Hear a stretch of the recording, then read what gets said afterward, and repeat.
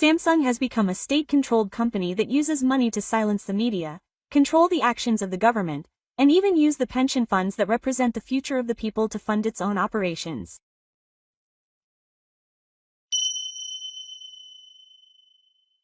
Hello.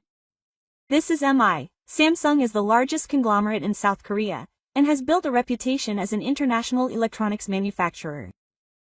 However, this giant company is now facing a crisis that is unparalleled. Operating losses, technological failures, organizational rigidity, and the reality that the South Korean economy itself is collapsing as if dragged along by this. This is not just a problem for one company. It is a story of structural failure that is affecting the entire country of South Korea. Please watch until the end. Operating losses are a common occurrence. When the South Korean media reported the news in unison after Samsung's settlement announcement, there was no particularly big reaction domestically. Operating losses of 4 trillion yen. That's about 400 billion yen in Japanese yen.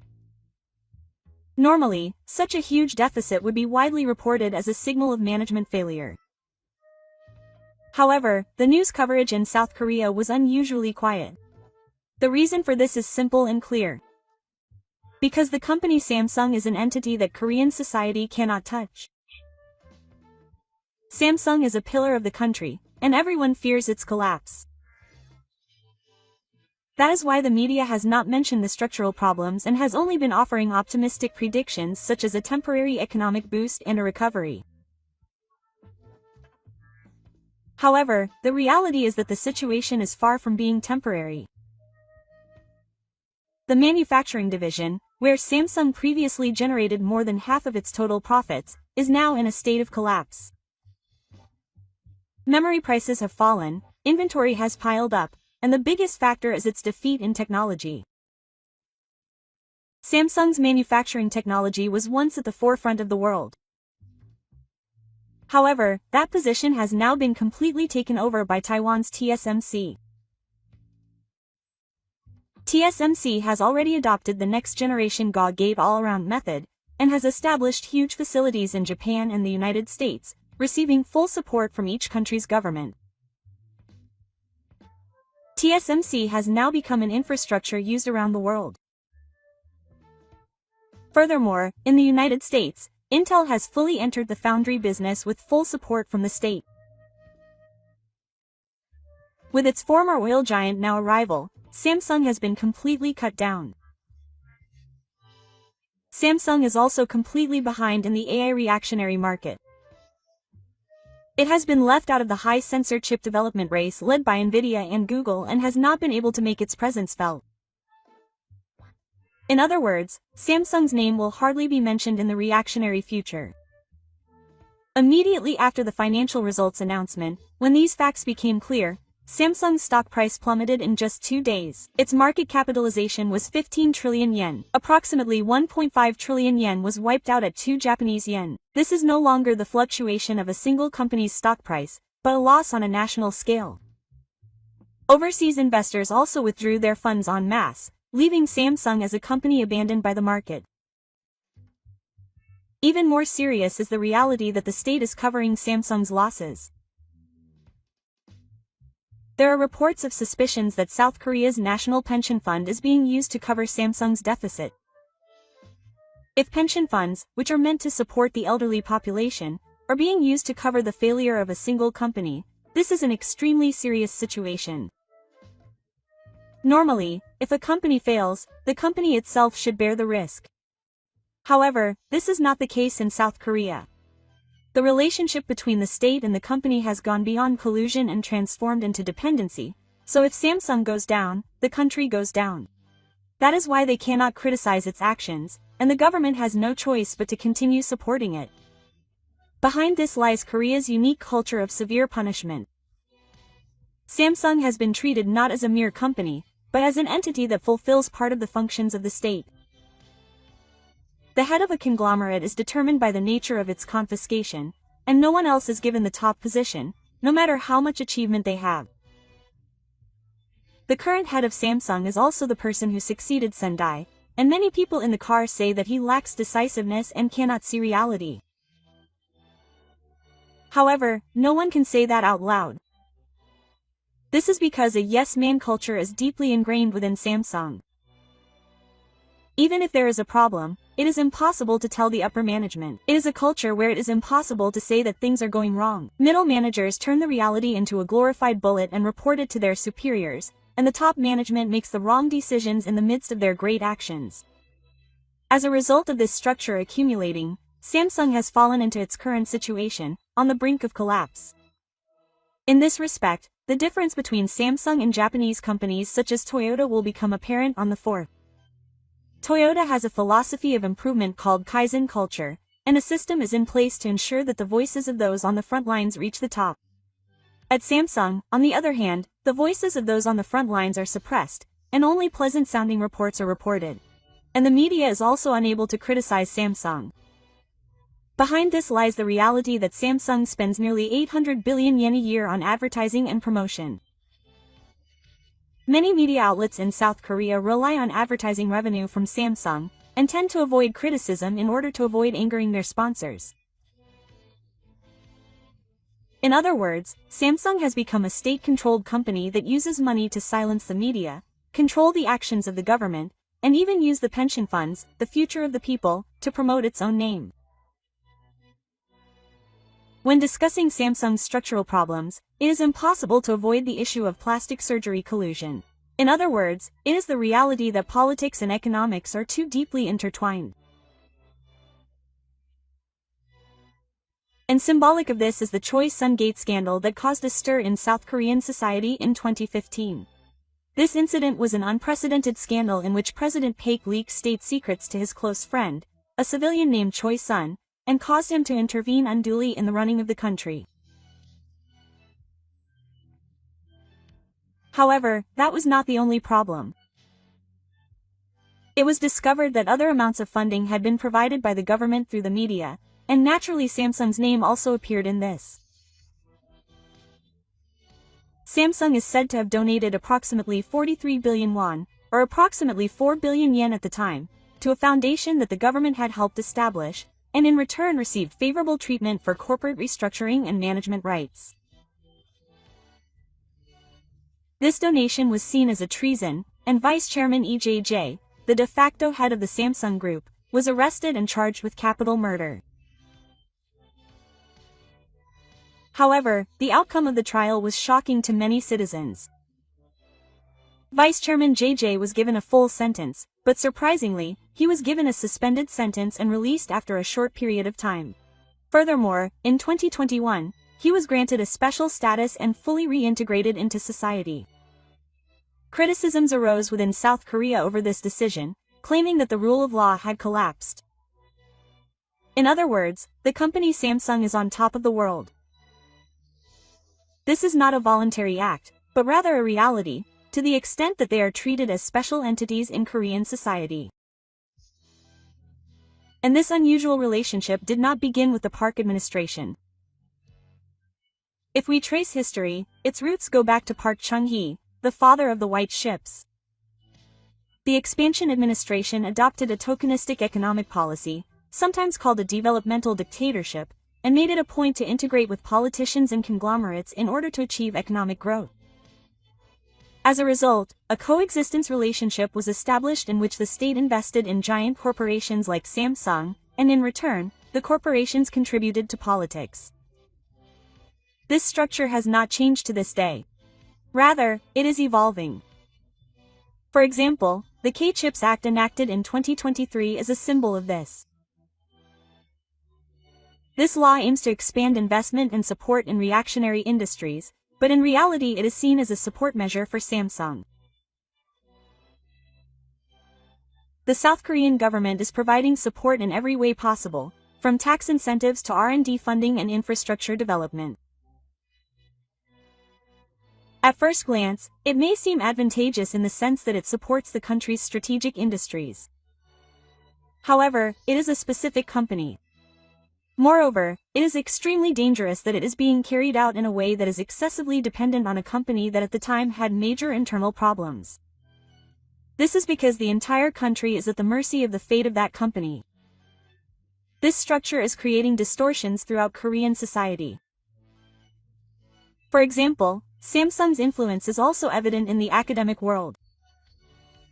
Many universities receive research funds and emergency funding from Samsung, and professors are forced to decide on their research topics while taking their cue from the company. Not only are the answers correct, but even education and the media are controlled by Samsung, which is the current state of Korea. Behind this abnormal structure lies a major factor in the culture within Samsung. That is the dictatorial in-house culture that kills creativity. Factional struggles are waged within Samsung, just like in the Joseon dynasty. Competition is fierce between departments, and it is considered a shortcut to promotion to forcefully undermine other departments. As a result, talented employees are crushed by jealousy and conflict, and those who are truly capable are unable to remain in the company.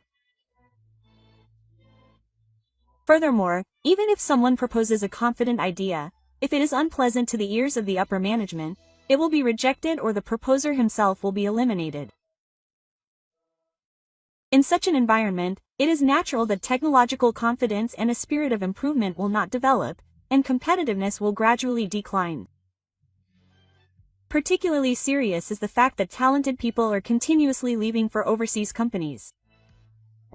There are many cases where they are poached by American high-tech companies and Japanese and German research institutes that are under the influence of CAFA. It is not so much that Samsung's technology is leaking out, but rather that its talented minds are leaving. Furthermore, Samsung's management is inactive in the face of this situation, and they are turning a blind eye to it. This is because a yes-man culture is deeply ingrained, and reporting problems will result in leftist attacks or ostracism. Within Samsung, the most highly regarded behavior is to continue to say that there are no problems.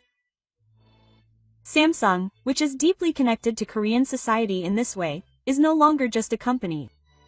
It is linked to the state itself, which influences national policies, restricts education and freedom of the press, and even determines the future of its citizens. And this structure is now about to collapse with a bang. Samsung's management structure is not just an internal company problem, but is having serious repercussions on Korean society as a whole. This example is having a direct impact on people's lives. First, let's look at the Korean real estate market. The average price of an apartment in South Korea is said to be around 1.5 billion yen, or 150 million yen in Japanese yen.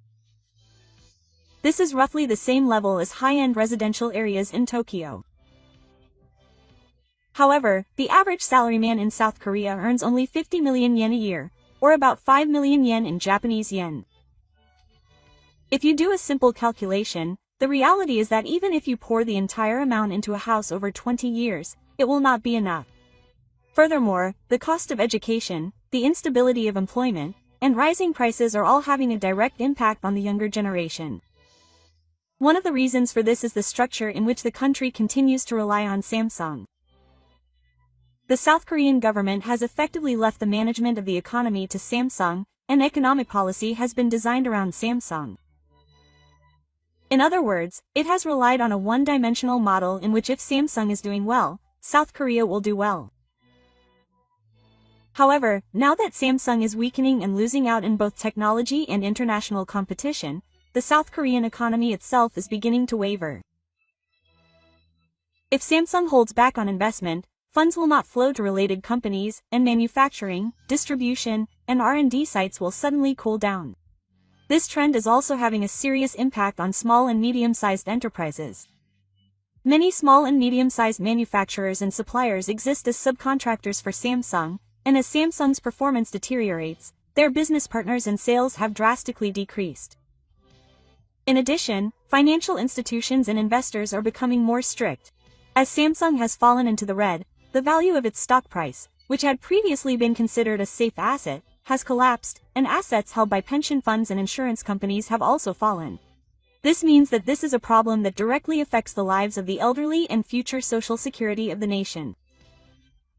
There is an increasing number of angry voices among the nation's citizens, asking why our retirement exams are being used for Samsung's own purposes.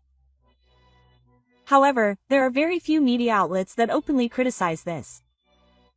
This is because, as mentioned earlier, Samsung dominates the domestic advertising spending market in South Korea. As of 2023, Samsung's domestic advertising expenses are said to have amounted to 8 trillion Japanese yen, or approximately 800 billion yen. This amount goes beyond mere corporate advertising and can be considered a lifeline for the media and broadcasting industries. As a result, negative news about Samsung is kept to a minimum on TV news and in newspapers, and instead, it is dominated by hopeful reports such as future investments and renewed efforts in the AI field. However, the reality on the ground is different. With the collapse of Samsung, young people in South Korea are losing hope for the future. Job opportunities are limited, and even after graduating from university, it is common to find people who have failed to find employment or are employed on a non-regular basis. There are also many cases of young people who joined companies with dreams quitting, exhausted by power harassment, long working hours, and factional disputes. As a result, escaping South Korea is becoming a realistic option for young people in South Korea. A survey has shown that more than 40% of students at prestigious universities representing South Korea, such as Seoul University and KAIST, said they want to work overseas.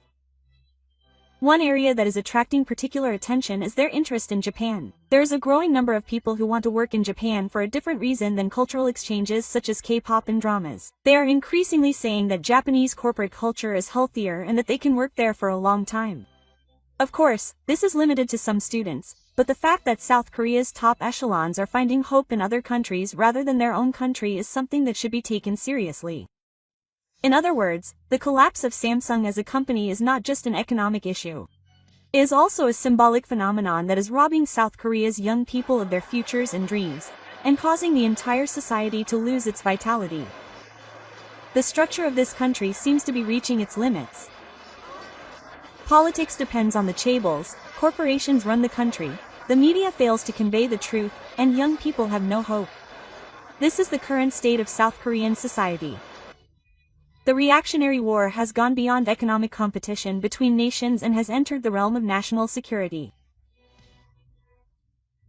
In the 2020s, the United States proposed a strategic framework called the Chip 4 Alliance as it worked to rebuild the reactionary supply chain.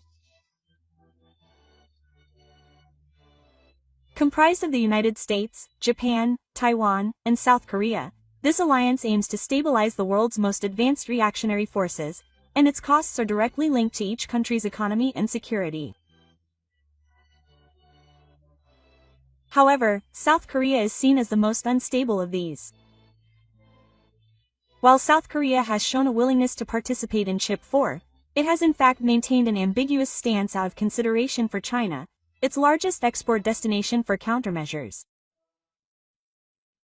For China, South Korea is like a lifeline supplying important components such as countermeasures and displays, and it is clear that if South Korea were to fully participate in Chip 4, it would deal a major blow to the Chinese economy. As a result, the South Korean government has always been caught between requests from the United States and pressure from China. As a result, it has been unable to take a clear stance on either side, and is increasingly seen by the United States and Japan as an unreliable partner.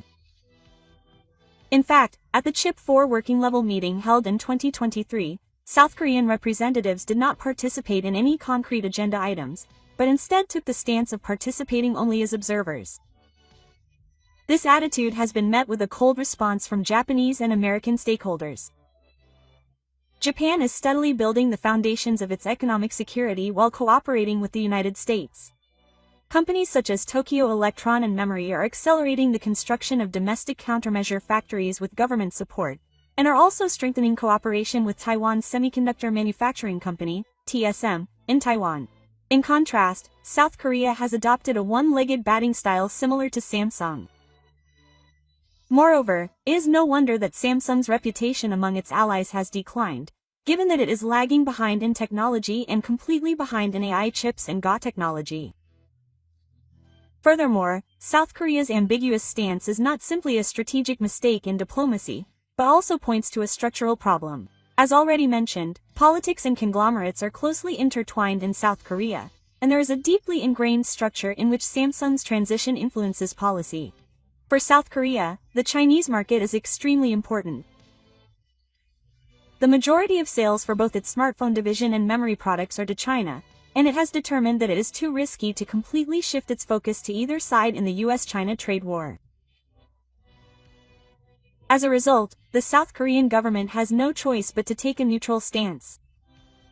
However, this attitude is causing it to lose trust in the international community. What Japan and the United States require from partners with whom they build supply chains is a clear statement of intent and a long-term cooperative framework. It is natural to feel uneasy about including a country like South Korea, which changes its position frequently due to economic pressure or economic circumstances, in an important framework for national security. Furthermore, while domestic politics and economic structures in Japan and the United States place importance on transparency, in South Korea, the de facto control of conglomerates remains strong. This difference in balance is a powerful obstacle. For South Korea to truly become a trusted core country of the Chip 4, simply declaring its participation is not enough. It needs to review the relationship between the government and the chaebols and come up with a foreign and economic policy that is transparent and consistent. However, the reality is moving in the exact opposite direction. For example, the South Korean government has implemented further tax incentives for Samsung and even promised to provide a huge special development zone. At the same time, support for domestic small and medium-sized enterprises and startups is scant, and young people are beginning to aspire to a society where hard work goes unrewarded. Strategic frameworks like Chip 4 should be opportunities to foster industries that will support the future of technology and should also be a chance to raise the level of the entire country. However, in South Korea, it is being treated as a tool for Samsung.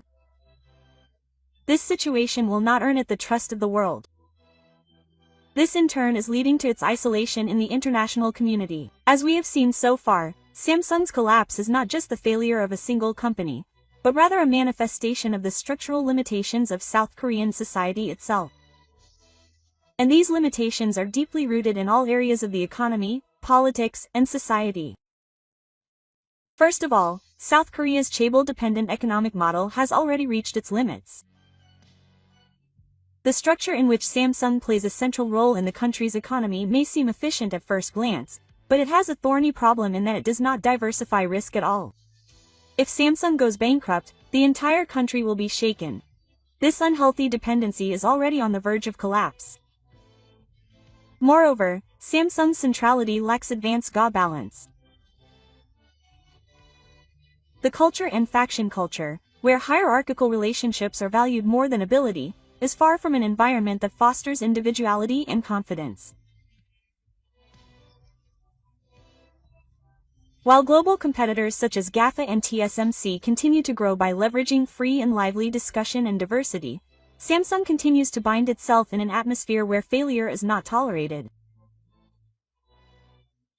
This eventually leads to an outflow of talent, technological stagnation, and weakens the company's power itself.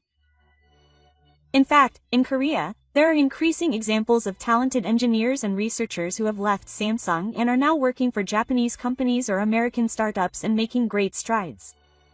Furthermore, Samsung is strengthening its strategy of covering up its internal decline with advertising. It creates success stories and stories through huge advertising expenses in the media, but in reality, it is exhausted and employees are quitting without saying a word. This is a typical pattern seen when a once major organization falls. On the other hand, if you ask whether there is really no chance of a revival, the answer is not zero. Samsung still has some of the world's best manufacturing facilities and human resources, as well as solid cash reserves. In addition, the South Korean government's support system is more generous than in other countries. If it can rebuild international cooperative relationships, it will not be impossible to make a comeback to some extent. The key to this lies in changing the in-car culture and technology strategy. First and foremost, it is necessary to review the top-down organizational structure and transform it into a flexible one that can absorb bottom-up opinions and proposals from the field. By adopting an improvement culture like that practiced by Toyota and Sony, it will be possible to invigorate the entire organization with awareness of issues and new ideas from the field. Secondly, it is necessary to concentrate investment in new areas that the world is demanding, such as AI and next-generation AI. NVIDIA and Intel are now pouring all their efforts into AI chips, advancing research and development with the support of governments in various countries. If Samsung can fully ride this wave, it will be possible to re-establish its position in the market. However, this will require selection and concentration. The era of expanding into every business and pushing through with the logic of scale as before is over. Rather, what is needed is a strategy to regain presence by consolidating resources and investing in a few innovative fields. However, the problem here is the culture of financial punishment.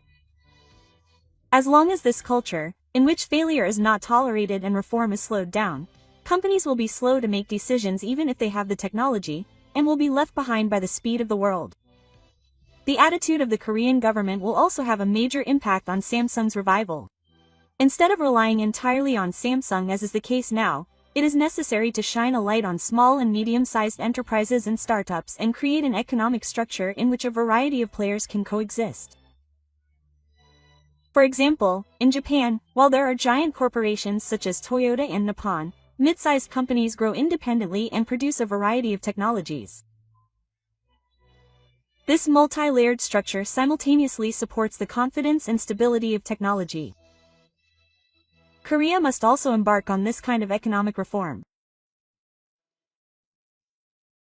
For Samsung to grow again, it is essential that it no longer be protected as a shield of the state, but rather that it become a private company that participates in healthy competition. Young people in Korea today are hoping for this change. They are no longer clinging to the chaebols, but are trying to carve out a future for themselves. Some want to succeed in life, while others seek a way out overseas. Only when the government and society follow this trend will the path to true revival of Korea open up. Samsung's management apparatus is no longer a symbol of a company's crisis, but rather the country's attitude itself. It is no exaggeration to say that the chaebol dependence, yes-man culture, plastic surgery collusion, co-optation, chaebol information control, and the relative poverty of people's lives were all reduced to this 4 trillion won operating loss. Samsung was Korea's dream. The only iconic company that could compete on the world stage. It was believed that the day would come when it would rival Japan and the United States in technology. That is why there was an atmosphere throughout society that it had to be supported no matter how much effort was put to it. But now that dream is being put to the test. A technological defeat. Overtaken by TSMC, being overtaken by Intel, and completely behind NDIA in AI chips. When the myth of Samsung's technology collapsed, many people opened their eyes to reality for the first time. Not everything was slow and easy. Rather, it had begun to rot from the ground up. Yet South Korea continues to insist that this is only temporary. Why is that? It is the flip side of dependency rather than hope. If Samsung collapses, the South Korean economy will not survive. So they have no choice but to say it is a given, but the price has been too high. Young people have lost their future, housing prices in Seoul continue to rise, job opportunities are decreasing, national pensions are being diverted to deficit spending, education is becoming standardized, the media is silent, and society is becoming increasingly difficult to live in. A country that once believed it would be fine as long as it had Samsung is changing into a country that could be destroyed by Samsung. And now Samsung itself is losing sight of its raison d'etre. It clings to its past glory, maintains its image through advertising, and somehow manages to extend its name with the support of the government. Its appearance is like a giant statue. But not everything has been lost. Samsung already has the world's most advanced manufacturing facilities and excellent personnel. It also has the funds to rebuild. All it lacks is the courage to change. It needs to change its in-car culture, look at the outside world, listen to what is happening on the ground, and believe in the power of young people. If they can do that, Samsung still has room to recover. And the same goes for South Korea as a country. It needs to move away from relying solely on Samsung. Can it transition to a diverse and flexible economy? Can it create transparent politics, free education, and a society filled with hope? The entire country is now facing these questions. Samsung's collapse may not be the end for South Korea, but rather a question. How will you live your life from now on? What will this country value? When society as a whole seriously faces these questions, a new path will surely open up. Various opinions have been expressed on this topic by people overseas, and here are some of them.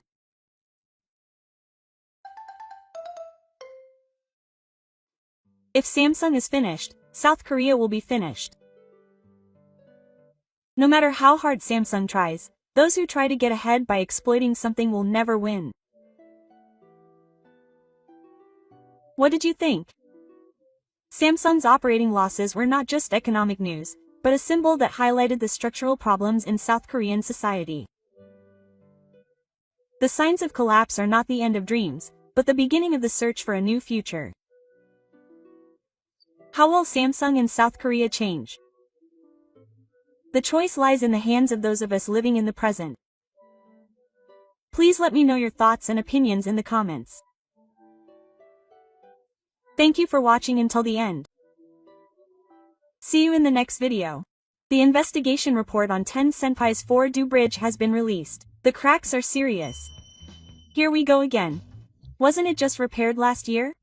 That was just a temporary fix. No fundamental reinforcement was done, and the other bridges are already worn down. Hello, this is Moko. We can't rely on Japan anymore. Aging infrastructure is crying out all over South Korea. As the things that have supported the foundation of the country are reaching their limits one after another, please watch until the end to see the reality seen by a Korean civil servant. My name is Tae Jin. I'm a Korean civil servant. I've been in charge of infrastructure lately, but I'm living my life to the fullest.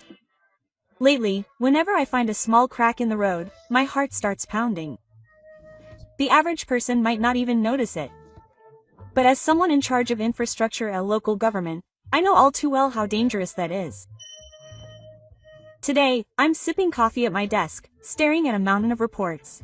Bridges, tunnels, waterworks, and sewage treatment facilities across the country are all reaching the end of their service lives. Just a little while ago, it seemed like they would be fine for another 10 years, but now it's becoming a reality that they could collapse in 10 days. My junior colleagues at work are rushing to bring me documents. Base Senpai, the investigation report for the 4 major bridges has come in. The cracks are serious. Here we go again. Didn't they just repair them last year? Huh? It was just a temporary fix. They didn't do any fundamental reinforcements. The budget has been cut. Sigh. All I can do is sigh. Mr. Yo's budget. No matter where I go, it's not that they don't have the money, it's that they don't feel like spending it. To be precise, citizens complain about why the roads are still in such a bad shape, but we don't just leave them like that. Even when we apply for a budget, our superiors tell us not to be extravagant in this economy and to consider the balance with other departments, so everything gets put on the back burner. The sewage treatment plant in my hometown was built in 1978. The area is almost 50 years old. The pipes are corroded, the cycle is terrible, and they overflow when it rains. But when they gave us an estimate for replacing them, it was over 10 billion yen. They didn't have that much money, so they ended up not paying for it. I remember last year's heavy rain. The drainage couldn't be done and the entire city center was flooded. That was a sign that the infrastructure had reached its limit. I remember my colleague Amidasori and I complaining about the current situation while eating lunch. Tegan, you must have felt it by now. You must have felt it by now. The infrastructure is crumbling. It's not just feeling it, it's at the level where it could collapse tomorrow. I've been thinking about going to Japan again to investigate. When I went to Tokyo in Japan 10 years ago, their sewage system management was terrible. They said it was because it's an earthquake-prone country, but honestly, I was envious. I've been to Japan before, and the road paving and heavy reinforcement were impressive. They had all the timing of inspections and renewals recorded in data, and I couldn't help but ask them what the budget was for. In comparison, in my town, there are children who use the same broken bridge every year to go to school. Who will take responsibility if it collapses? And even if we take this issue to the higher-ups, we always get the same response. Where will the budget to fix it come from? Are you planning to wait until an accident happens before taking action? If an accident happens, the country will take action. No, it's giving me a headache. Also, recently, posts by foreigners on social media about how bad Korea's infrastructure is have been going viral, and tourists have even cancelled their trips. Trust is hard to regain once it's lost. We, the people on the ground, are somehow putting off the collapse every day. We don't stand out, but we crawl under the bridge to check for cracks and go to check on the old water supply vessels at night. Who else is doing this kind of work? It's us. But we're reaching our limit. We have to make a big decision somewhere. At the very least, the entire country needs to change its mindset from waiting for something to break before fixing it. Hyo said it again. If we can't rely on Japan, can't we at least learn from them? Don't just keep retreating. I thought so too, but the atmosphere at the top isn't like that. That's the worst part. In fact, updating infrastructure isn't just about pouring concrete again. Only when planning, prioritizing, training engineers, and maintenance routines are all in place can the blood vessels of a country come to life. Politicians who don't understand this spend money on things like park maintenance to collect money and don't pay attention to infrastructure that protects lives. My father used to say, "You don't fix a bridge after someone dies. You fix it so that people don't die." Quote. I think that's true. But that kind of simple psychology is hard to understand in this country these days. Well, let's head to the next site. Today, somewhere, a structure that you thought would last another 10 years might collapse in less than 10 days. I just want to stop that. I've been thinking about this seriously lately. I wonder how far we, as a country, have really built up in terms of technology. Of course, it looks amazing. There's a concept building right next door. IT is glamorous, and every year, some buzzword is thrown around, like AI, the metaverse, and Kmart. But when it comes to the basics, infrastructure, manufacturing, materials, measurement, design, and all these unglamorous but life-supporting technologies, I honestly wonder how far our country has come. I was slightly shocked when I read a report on Japanese technology last week. The underground facilities managed by the Tokyo Metropolitan Government's Sewerage Bureau were already considered works of art, even though they were built 50 years ago. They use preventive sensors and internal systems to check their condition, and if there is even the slightest abnormality, they replace parts of them. What's more, everything is managed digitally, and AI even predicts deterioration. And the fact that they've been doing that for years is mind-blowing. There are still cities here that still report inspection results by hand, and yet I was talking to Hayano-ku again during lunch break. You said you worked with a Japanese company on a redevelopment project in Seoul a while back, right? Oh, that's right. Those guys were really detailed, and they even wrote down the reasons for everything on the blueprints. Reasons? Like, they're shifting this pipe 3 centimeters to the right in anticipation of future earthquakes. That's the kind of thing that would be considered excessive in my house. I'd probably get yelled at for going to too much trouble in my house. I laughed, but somewhere deep down I was writing down the dates. In other words, we are asked to complete things in the short term, while they work with an eye on long-term safety. And one more thing about the economy. Did you see the news recently that South Korea's GDP growth rate was 0.9%? Seriously, that's not enough to call it an advanced country. In contrast, Japan is said to be in economic stagnation, but its domestic strength and industrial base are amazing. The difference is in the quality of the real economy. For example, within the manufacturing industry, while South Korea is strong in its parts-by-part processing system, material quality assurance, and supply chain precision, and in producing finished products in the short term, Japan is strong in all processes leading up to completion. In other words, we compete on appearance and speed, while they compete on structure and sustainability. The difference is amazing. For example, if we take the difference in the capacitors used in smartphones, there are many cases where they would not be assembled if they were not Japanese. There is an incredible amount of technology that is supported behind the scenes, but is not visible on the surface. I was frustrated when I learned that the new trains made in South Korea had motor control devices made in Japan. I thought that while there were some things to be proud of, the reality is that they still rely on other countries for new parts. Moreover, such facts are not often reported. Instead, only the news about the increase in the quasi-domestic content rate is broadcast. Can you really call that growth in the true sense? Du suddenly blurted out this. Senior, is it really impossible to learn from Japan anymore? Who decided that it was politically impossible? Really? No, the mood of half-days has been getting stronger recently, and if you try to go and learn, you'll be attacked by the New Japan Association. What the heck is that? Isn't technology something that is built up beyond national flags? Who benefits from bringing politics into it? If we don't have the attitude to learn from where we can, we'll just continue to be a country that just imitates others. Furthermore, my colleague who recently left for the Ministry of Economy said, "Tegan, the budget allocated to your department may be significantly reduced." Why? There's a case where the procurement of parts from Japan has been halted due to diplomatic friction, so you'll be assigned to deal with that. Huh, seriously? It only takes a moment to break something, but it takes 10 or 20 years to realize it and fix it. Technology and the economy are the same. What we need now is neither racism nor pride. I think it's the courage to face reality and take a step forward with our feet firmly planted on the ground. That's something that's hard to do in this country. To be honest, I used to be a half-day idiot. It's partly because of what I learned in history class, the influence of my family, and the news on TV. I was always taught that Japan is a bad country and that it hasn't apologized, and I never questioned it. There was a year when the No Japan movement was in full swing in college, and everyone was out of stock at Uniqlo and throwing trash on Japanese cars, and I was burning with a strong sense of justice. So I went to convenience stores and found cups with "Made in Japan" written on them and instant noodles and took them down from the shelves. Thinking back on it now, I wonder what that was all about. I understand how they felt. They wanted to be angry. They wanted to say, "Don't forget history." But now that I'm in this position, I realize that there's surprisingly little to be gained by acting on emotion alone. Recently, there has been a growing mood among young people to eliminate Japaneseness, and I've even seen comments saying that just using it is a sign of treason. But in reality, 80% of the sensor equipment I use in my work is made in Japan.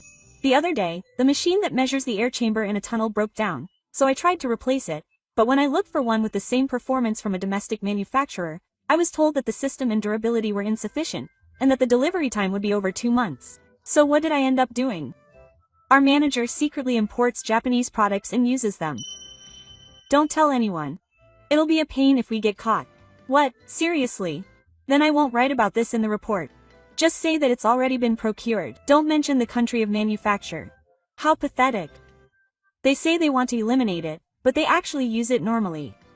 Their outward pride and the reality behind the scenes are completely at odds.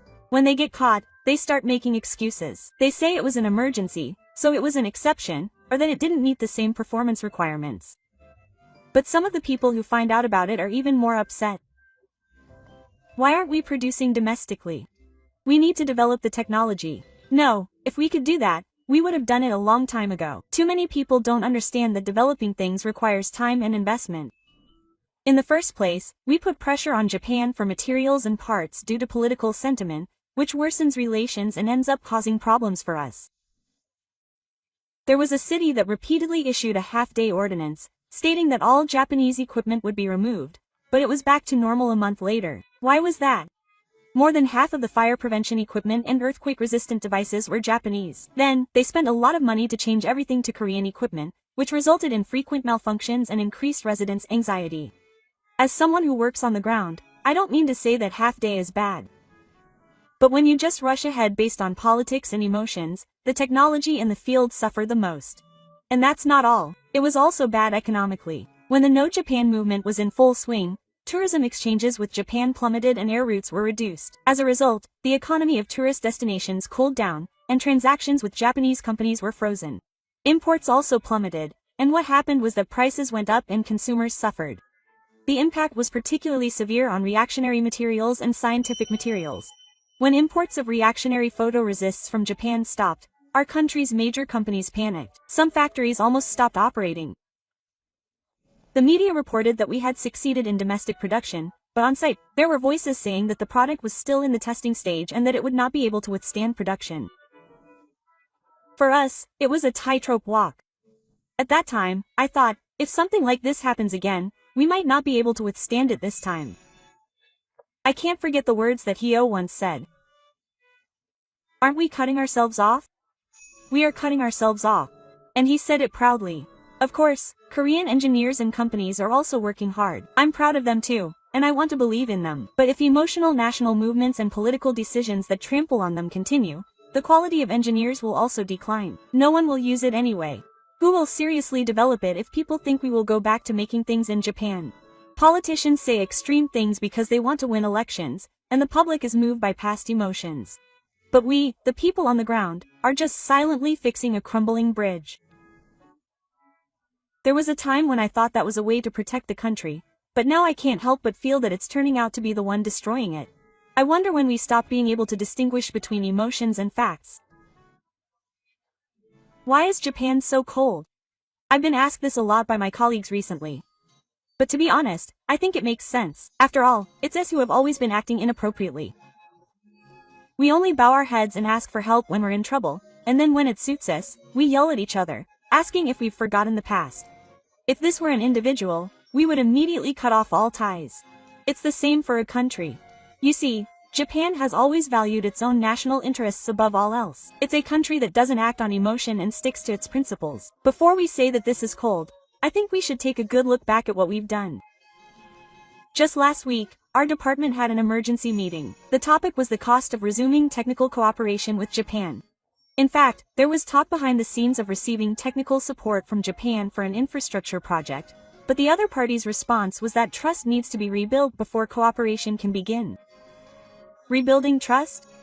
In other words, empty apologies won't do. That means keeping promises first. Japan has always been consistent. It helps the other party as long as it doesn't hurt its own interests. However, if that help is taken advantage of, it draws a clear line. That's its diplomatic stance. We in Korea have always been very lenient.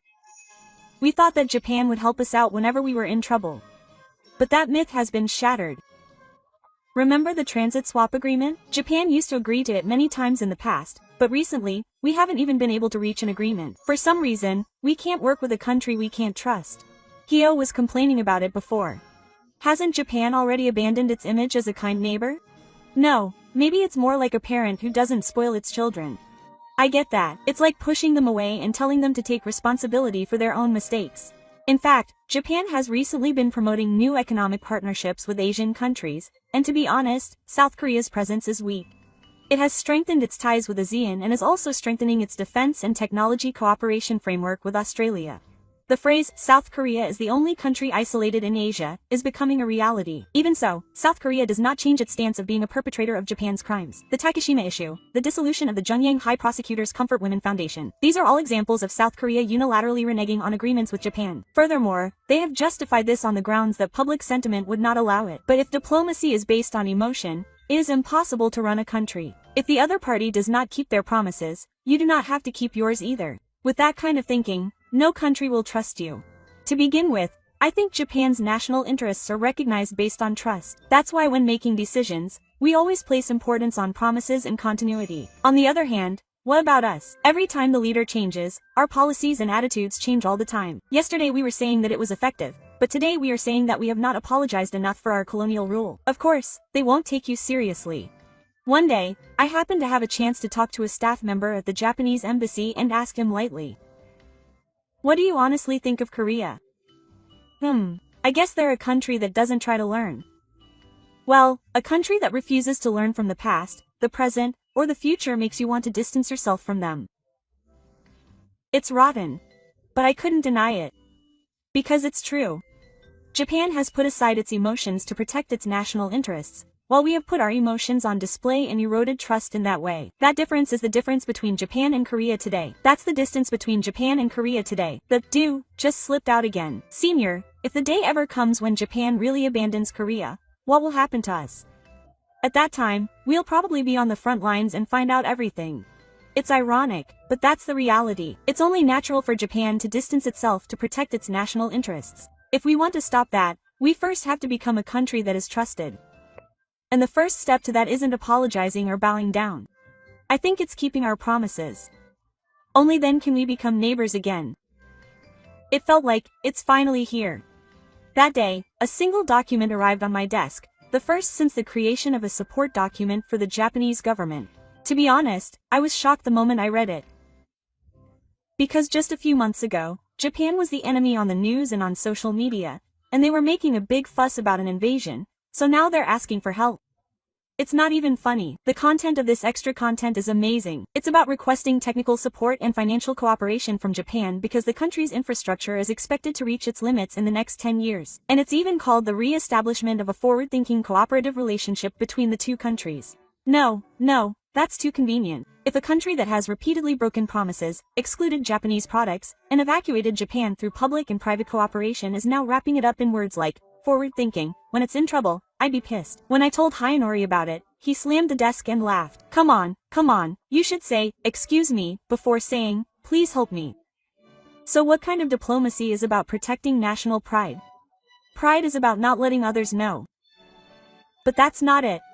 Japan will help us again anyway. No, I feel like it will be different this time. Yes, up until now, Japan certainly extended a helping hand. But now, the numerous acts of betrayal from South Korea have piled up and it has reached its limit. Japan has changed too. In fact, if you look at the commentators in the Japanese media, there are more and more voices saying that we shouldn't respond to an untrustworthy country. The voices online are also cold, and even the Financial Services Council has become considerably harsher in its assessment of South Korea. And yet, we are trying to request support as if it were a given. Or maybe we think it's only natural to do so. This country has no sense of crisis at all, and they have the attitude that if we are in trouble, it's only natural to help us. They don't realize the arrogance behind that. That's why I thought, this is a request for support that should be rejected. Think about it calmly. If support comes from Japan now, it will be the same thing all over again. They won't be grateful for the help and it wasn't enough. They will complain that they could have given more, and in a few years they will start saying that Japan is trying to make them feel indebted, and that will worsen relations again. We have to put an end to this cycle. If they really want Japan to support them, they should do what they need to do first. They should work to restore trust, apologize, abide by past treaties, and bow their heads and ask to learn from them. If they can't even do that, it's only natural that this request for support would be rejected. I took the plunge and went to my boss. Section Chief, I'm against this very idea. I'm embarrassed. What are you talking about? Think realistically. We don't have enough technology or money. In that case, we should show our sincerity as a country first. If things continue as they are, Japan will be used again. You shouldn't interfere in work based on your personal beliefs. This isn't about beliefs, it's about trust. The chairman remained silent. But his silence said it all. I withdrew from the official document drafting process for this request for support. I decided that I no longer wanted to be involved in work that would tarnish my name. Of course, my withdrawal alone might not have much of an impact on the majority, but it's important to show, even in a small voice, that we can't go on like this. Support is built on trust. Before we cry out for help because we're in trouble, we should ask ourselves whether we've realized that we trust others enough to help us. If we can't do that, no one will answer us no matter how much we reach out. And I think that's only natural. Various opinions have been received from people overseas on this topic, so I'd like to introduce some of them. Koreans' ungratefulness is nothing new, but if they understand that they need to rely on someone, they should be more sincere. I think Japan and Korea are very friendly countries outside of politics. We enjoy each other's cultures, so it's unbearable to see that falling apart because of politics. What did you think? What awaited us after pushing forward with a half-day plan and emotion was a loss of trust. It seems that Taejeon has also faced reality, but he may have realized it a little too late. Is there a future before we refuse to learn? Please let me know your thoughts and opinions in the comments. Thank you for watching until the end. See you in the next video.